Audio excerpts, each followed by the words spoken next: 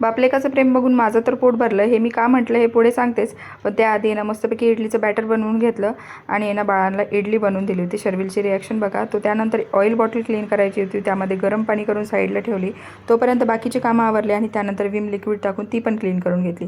So तोपर्यंत झाली दुपारची वेळ. बाळ झोपले मस्तपैकी. ते उठल्यानंतर मग खाली गेले आणि ही कशाची फुलं आहेत हे मला नक्की सांगा. आणि खाली नेलं म्हटल्यावरती यांची भांडणं होणार नाही असं तर कधी होत नाही.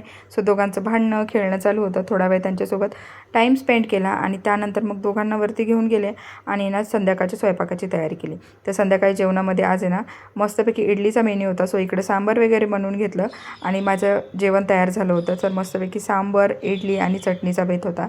सो ते करत असताना भांड्यांचा जो काय पसारा पडतो तर तो काय बघण्यासारखाच असतो.